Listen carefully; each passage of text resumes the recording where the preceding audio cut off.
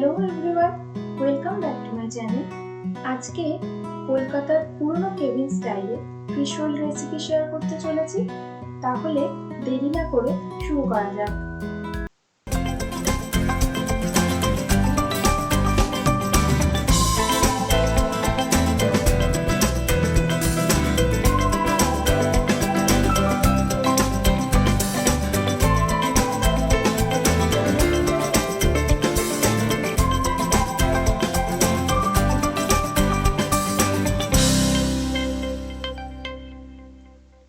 সবার প্রথমেই এখানে লাগছে মাছের ফিলেট।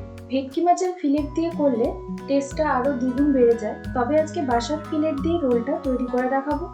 এখানে এরকম সাইজের পাতলা পাতলা ফিলেট কেটে নিয়েছি। চাইলে আরেকটু বড় করেও কাটা যেতে পারে, সেক্ষেত্রে রোলগুলো আরেকটু বড় হবে। নিয়ে নিলাম হাফ কাপ পুদিনা পাতা আর হাফ কাপ ধনে পাতা। এগুলোকে ভালো করে পেস্ট করে নিতে হবে। ম্যারিনেশনের জন্য সামান্য পরিমাণে লবণ, গোলমরিচের গুঁড়ো, ঝাল লঙ্কা গুঁড়ো, আদা বাটা, রসুন বাটা আর পেস্ট করা পুদিনা ধনে পাতাটা এখানে দিয়ে ভালো করে মাছের গায়ে এগুলোকে লাগিয়ে নিতে হবে। অ্যাড করে দিচ্ছি সামান্য পরিমাণে সাদা তেল। এরপরে এটাকেও ভালো করে মাছের গায়ে এভাবে মিশিয়ে নিচ্ছি। তারপরে ম্যারিনেশনের জন্য 30 মিনিট তুলে রাখবো। এই ম্যারিনেশনের জন্য মাছের আউটার লেয়ারটার টেস্টটা আরো ভালো আসে। কাঁচা উপকরণের মধ্যে মাঝারি সাইজের দুটো পেঁয়াজ সবার প্রথমে নিয়ে নিলাম, যে দুটোকে ভালো করে ফাইন চপ করে রেডি করে রাখবো।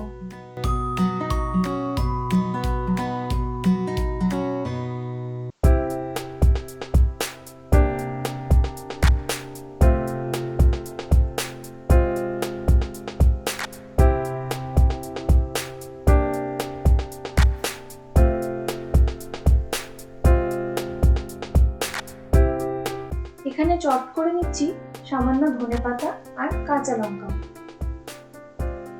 ঝাল কতটা রাখা হবে সেটা নিজের উপরে ডিপেন্ড করছে। এখানে আমি 4 থেকে 5টা কাঁচা লঙ্কা কুচো করে ছড়িয়ে রাখবো।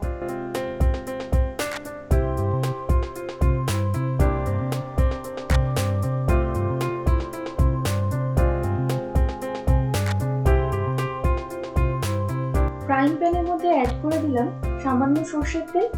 সেদ্ধ করে রাখা দুটো মাঝারি সাইজের আলু এখানে লাল করে ভেজে নেব। চাইলে সেদ্ধ করা আলু স্ম্যাশ করেও দেওয়া যেতে পারে, তবে এইভাবে একটু লালচে করে ভেজে নিলে মাছের পুরের টেস্টটা খুব ভালো হবে।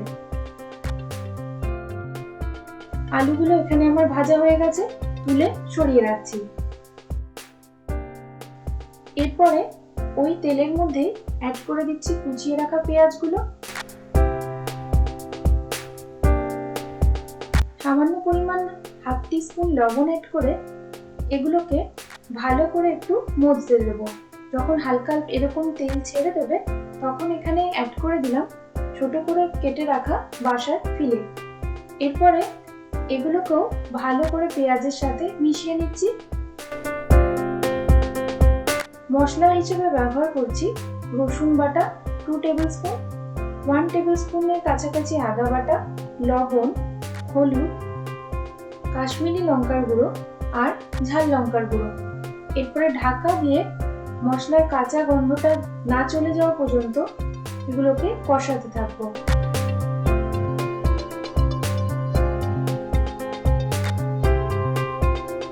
প্রায় 10 থেকে 15 মিনিটের পরে যখন এরকম জল ছেড়ে দেবে তখন এখানে ছোট করে কেটে রাখা চিংড়ি মাছ ব্যবহার করলাম। পুরনো কেবিনগুলোতে এই চিংড়ি মাছ কিন্তু দেওয়া হয়ই হয়, আর এর ফলেই পুরের টেস্টটা আরো এনহান্স হয়। তো চিংড়ি মাছ কিন্তু স্কিপ করা যাবে না। এখানে যে মাছই ব্যবহার করি না কেন, বাসা বা ভেটকি বা যে কোনো কাটা ছাড়া মাছ, তার সাথে আমরা সামান্য পরিমাণ চিংড়ি মাছ অ্যাড করব। স্ম্যাশ করে রাখা আলুটাও এই পর্যায়ে দিয়ে দিলাম। এরপরে ঢাকা দিয়ে আবার খানিকক্ষণ কষাতে থাকতে হবে। গ্যাসের ফ্লেমটা এই পর্যায়ে থাকবে লো টু মিডিয়ামে। মাছের পুরটা কষানো হতে হতে ততক্ষণে রেডি করে নিচ্ছি ড্রাই রোস্ট পাউডারটা।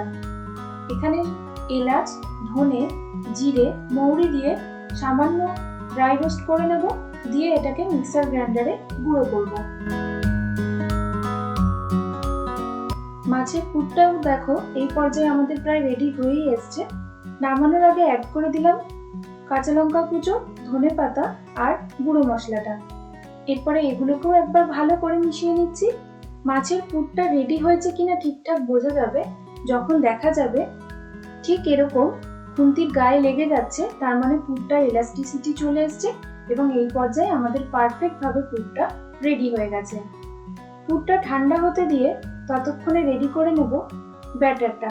এখানে 2টো ডিম, সামান্য পরিমাণ লবণ আর গোলমরিচের গুঁড়ো দিয়ে একটু ফেটিয়ে রাখছি।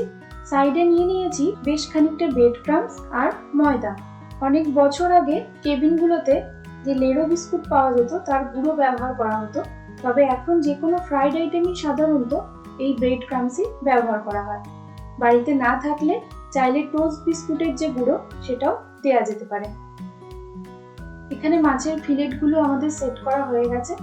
এক একটা করে এবারে পিস নেব আর মাঝখানে এরকম সামান্য পরিমাণ পুর দিয়ে এগুলোকে রোল করব। যদি ফিশ রোলটা আরো বড় বড় রেডি করতে চাওয়া হয় তাহলে এক্ষেত্রে ফিলেটগুলো যেমন বলেছি আরেকটু বড় করে কেটে নিতে হবে। তবে যতটাই পাতলা হবে ততটাই এটার আউটার লেয়ারটা টেস্টটা আরো সুন্দর আসবে। সামান্য ময়দার মধ্যে ঘুরিয়ে নিয়ে ডিমের মধ্যে এভাবে ডিপ করে ব্রেড ক্রাম্ব সব দিকে ভালো করে লাগিয়ে নেব। প্রথম ফিশ রোলটা রেডি হয়ে গেছে, এবার এটাকে সরিয়ে রাখছি। সেকেন্ড ফিশ রোলটাও করে দেখিয়ে দিচ্ছি। ঠিক একই প্রসেস, এরকম একটা ফিলেট নিয়ে মাঝখানে এরকম পুরটা দিয়ে রোল করে ময়দা আর ডিমের মধ্যে ঘুরিয়ে ব্রেড ক্রাম্বস লাগিয়ে নিতে হবে। চাইলে এগুলোকে এয়ারটাইট কন্টেনারে রেখে দিয়ে প্রয়োজন মতো যখন ইচ্ছা ফ্রাই করলেই হবে। আর যদি এখনই এগুলোকে ফ্রাই করা হয় তাহলে সেক্ষেত্রে একটু 30 মিনিটের জন্য রেস্টিং টাইমে রাখলে ভালো হয়। তাই জন্য আমরা ফ্রিজের মধ্যে এটাকে 30 মিনিটের জন্য তুলে রাখবো। এক্ষেত্রে কি হবে, তেলের মধ্যে দেওয়ার সঙ্গে সঙ্গে ব্রেড ক্রাম্বস গুলো ছেড়ে আসে না এবং ফ্রাইটা খুব ভালোভাবে করা যায়। ফ্রাইং প্যানের মধ্যে বেশ খানিকটা সাদা তেল এই পর্যায়ে অ্যাড করব। অনেকটাই তেল এখানে ব্যবহার করতে হবে যাতে ফিশ রোলগুলো তেলের মধ্যে ডুবে থাকে। তেলটা অনেকটা গরম হয়ে গেলে এখানে গ্যাসের ফ্লেমটা লো করে দিয়ে এক একটা করে ফিশ রোল দিয়ে দিচ্ছি। এরপরে প্রথমে যে ফিশ রোলগুলো দিয়েছিলাম দেখা যাবে সেগুলো কিন্তু আগে লাল হয়ে যাবে, তো সেই জন্য মাঝে মাঝে এভাবে একটু চেক করে নিতে হবে। আর যে ফিশ রোলগুলো আগে লাল হয়ে যাবে সেগুলোকে আমরা তুলে অপর পিঠটা ঘুরিয়ে দেব।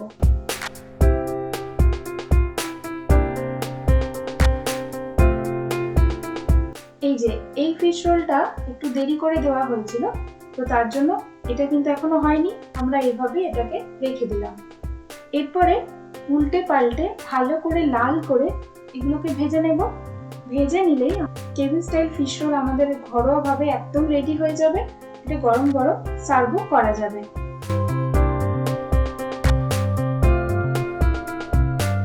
তো আজকের ফিশ রোল রেসিপিটা এই পর্যন্তই। দেখা হবে খুব শিগগিরই আবার পরের একটা ভিডিও।